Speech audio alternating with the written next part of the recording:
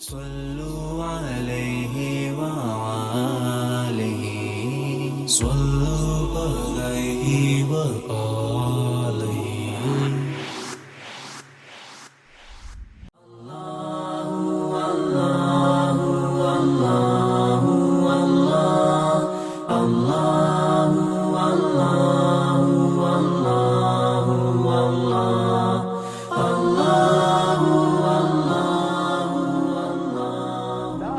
ذات کے بعد دنیا کے اندر اگر کوئی ذات ہو سکتی ہے تو جناب محمد رسول اللہ صلی اللہ علیہ وسلم کی ذات ہے، اور اس کے بعد اگر کوئی ذات ہے کہ جس کی بات کو ہمیں تسلیم کرنا ہے، جن کے ساتھ ادب کے انداز میں ہمیں پیش آنا ہے، وہ ہمارے والدین، وہ والدین کہ جنہوں نے ہماری پرورش ایسے وقت میں کی کہ جب ہم بیٹھنا نہیں جانتے تھے اور بیٹھ جاتے تو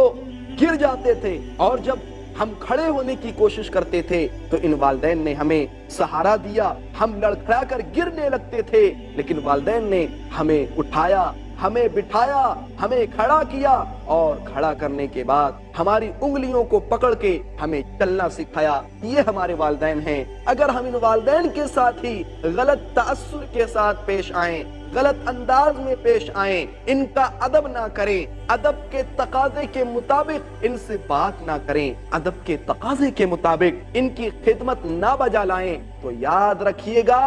یہی نافرمانی ہے، اور اس نافرمانی کو اللہ سبحانہ وتعالی کبھی معاف نہیں کرے گا۔ سنن ترمذی کی روایت، اللہ کے رسول جناب محمد رسول اللہ صلی اللہ علیہ وسلم نے ارشاد فرمایا، رضا ربی فی رضا الوالد، والد کی خوشنودی میں، والد کی رضا میں رب کی رضا ہے، وسخط الربی فی سخط الوالد، اور والد کی ناراضگی میں رب کی ناراضگی ہے۔ اگر والد راضی ہو گئے، اگر ماں راضی ہو گئی، اللہ کی قسم، عرش والے کی قسم، رب راضی ہو گیا، عرش والا راضی ہو گیا، اور اگر والد ناراض ہو گئے تو یاد رکھنا، ماں ناراض ہو گئی تو یاد رکھنا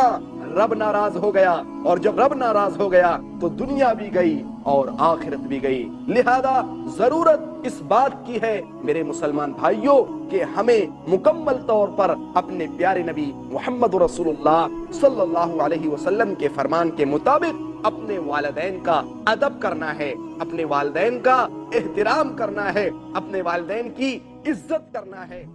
صلوا عليه وآله صلوا عليه وآله